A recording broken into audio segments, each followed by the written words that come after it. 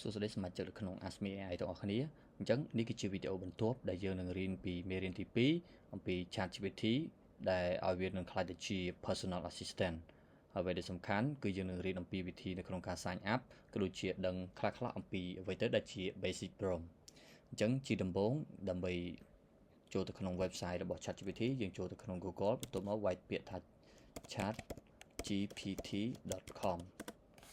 enter បន្ទាប់មកកន្លែងនេះយើងនឹងធ្វើការ login ឬក៏បង្កើត account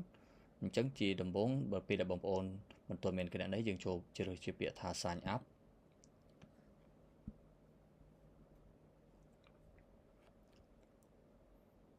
បន្ទាប់មកបងប្អូនទាំងអស់គ្នាអាចបញ្ចូលទៅកាន់ email កន្លែងនេះក៏បានឬក៏យើងអាចជ្រើសយកពាក្យថា continue with Google ដើម្បីមានភាពងាយស្រួល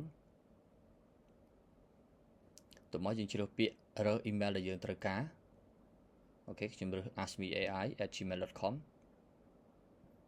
យើងជ្រើសពាក្យថា continue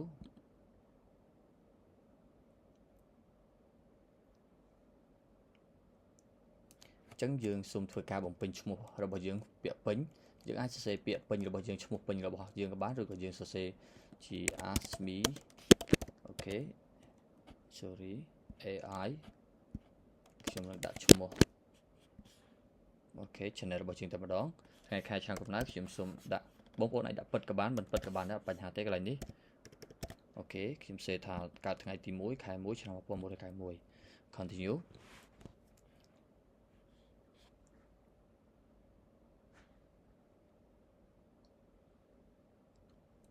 អូខេដល់ពេលនេះបងប្អូនអាចទទួលបានគណនីរបស់ ChatGPT ហើយ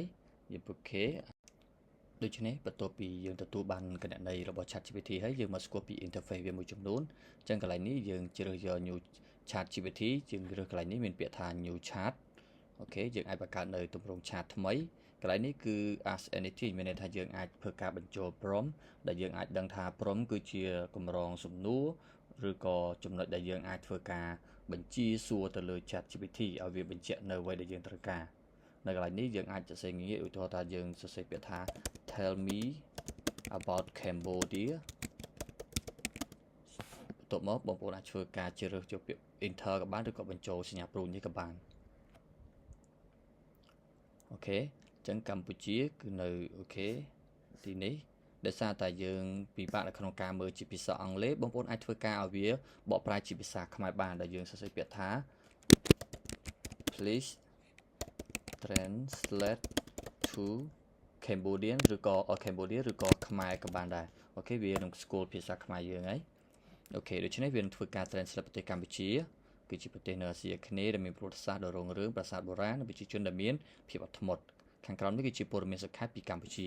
អូខេចឹងកន្លែងនេះគឺវាបញ្ជាក់លម្អិតមែនតើតាំងពីភូមិសាស្ត្រនិងទីតាំងអូខេប្រវត្តិសាស្ត្រវប្បធម៌សេដ្ឋកិច្ចអូខេទេសចរអូខេតំបន់ទេសចរល្បីៗគឺបង្ហាញទាំងអស់អូខេអញ្ចឹងបើកន្លែងនេះបើយើងសិនយើងចង់ឲ្យមានការបកប្រែចំណុចណាផ្សេងទៀតយើងអាចធ្វើការចុចបន្តក៏បានដែរអូខេអញ្ចឹងនេះហើយគឺជាការបញ្ចូល prompt ហើយបើសិនជាបងប្អូនធ្វើការបញ្ចូលកន្លែងនេះយើងមានថា Cambodia overview អញ្ចឹងបើយើងចង់បង្កើតនៅក្នុង new chat ថ្មីយើងអាចសួរនៅសំណួរថ្មីបានអូខេ tell me about USA អូខេអញ្ចឹងវានឹងប្រាប់ថាប្រទេសសហរដ្ឋអាមេរិកហ្នឹងគឺជាអ្វីអូខេមានដូចជាប្រទេសកម្ពុជាអញ្ចឹងវាបញ្ជាក់លម្អិតអញ្ចឹងកន្លែងនេះយើងបាន today នេះគឺយើងមានបញ្ជាក់2ទី1គឺ about the USA ទី2គឺ Cambodia overview អញ្ចឹងកន្លែងនេះគឺជាកម្រងសំណួរផ្សេងៗដែលយើងបានសួរហើយក៏ជាប្រវត្តិនៅកន្លែងហ្នឹងដូចគ្នាកន្លែងនេះគឺ Sora គឺជា AI ក៏ជាជំនួយការមួយដែលយើងអាចត្រូវការ register មួយទៀតប៉ុន្តែការប្រើប្រាស់សម្រាប់យើងជាសមាជិកដែល free ប្រហែលជាពិបាកបន្តិចនៅក្នុងការប្រើប្រាស់អញ្ចឹងបងប្អូនអាចធ្វើការ subscribe បានហើយ subscribe នេះដែរយើងអាចចូលមកកន្លែងនេះវិញគឺយើងជ្រើសយកកន្លែងនេះបងប្អូនគ្រាន់តែបញ្ចូលកន្លែងនេះមកគណនីយើងយកពាក្យថា upgrade plan អញ្ចឹងកន្លែងនេះយើងមានកញ្ចប់ free របស់យើងគឺយើងអាចធ្វើការប្រើប្រាស់បានត្រឹមចំនួនប៉ុណ្ណេះហើយសម្រាប់កញ្ចប់ plus ឬក៏ popular នេះមានន័យថាគេប្រើប្រាស់ច្រើនគឺ$20ក្នុងមួយខែគឺយើងទទួលបាន everything in free តោះមកយើងទទួលបានការនេះOkay, extend limit, message file, upload, advanced data analysis and image generation យើងមាន standard and advanced voice mode អូខេយើងមាន deep research តាំងពីចំណុចO4 mini O4 mini អូខេ high and O3 and O research preview OpGPT 4.5 ដែលវាមានកម្រិតខ្ពស់និង detail ជាងកម្រិត free នាទីនេះទៀតតែម្ដងបាទយើងអាច create ឬក៏ new task project and custom GPT យើងអាចបង្កើតជា project ជាកិច្ចការផ្សេងៗដែលយើងធ្វើការបង្កើតចាំបងប្អូន subscribe ត្រឹមកញ្ចក់$20នេះគឺល្អមែនតើអូខេយើងអាចធ្វើការ limit access to Sora video generation ដែលយើងអាចបង្កើតទៅក្នុង Sora video នេះអូខេ Sora គឺជាកម្មវិធីបញ្ចូលកាត់បន្ថែមឬក៏ដូចជាការ generate video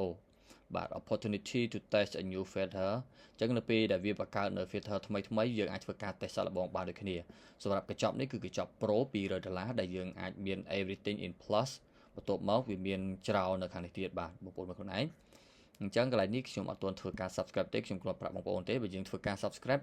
អូខេងាយទេបងប្អូនគាត់ចុចកន្លែងនេះទៅដែរមក upgrade plan ហើយយើងធ្វើការ get plus នេះមកបងប្អូនអាចធ្វើការបញ្ចូលនៅកុងធនាគាររបស់យើងដើម្បីធ្វើការបញ្ជាទិញឬជា subscribe ទៅលើកញ្ចក់របស់គេបាទបងប្អូនធ្វើការបញ្ចូលកន្លែងនេះទៅអូខេលេខកូដកាតយើង12ខ្ទង់ថ្ងៃខែឆ្នាំដែល expire card អូខេយើង CVC កន្លែងនេះលេខកូដ3ខ្ទង់លើកាតរបស់យើង full name on card ឈ្មោះយើងឈ្មោះពេញគេទីតាំង address អូខេបងប្អូនក៏ជ្រើសការបំពេញមកហើយយើងអាចធ្វើការ tick ទៅលើ check amount នឹងឯងយើងអាចធ្វើការ subscribe បានដែរបាទអញ្ចឹងកន្លែងនេះខ្ញុំ subscribe ទេខ្ញុំជែកបងប្អូនទេបាទខ្ញុំថយក្រោយវិញអូខេដូច្នេះនេះគឺជា interface មួយចំនួននៅលើ ChatGPT អូខេ library នេះយើងអាចធ្វើការ generate ជារូបភាពក៏បានដែរប៉ុន្តែយើងនឹងធ្វើការធ្វើបទបង្ហាញជាវីដេអូខ្លីបន្ទាប់នៅក្នុងមេរៀនក្រោយបាទអញ្ចឹងនេះគឺជា interface មួយចំនួននៅក្នុង ChatGPT បាទសូមអរគុណ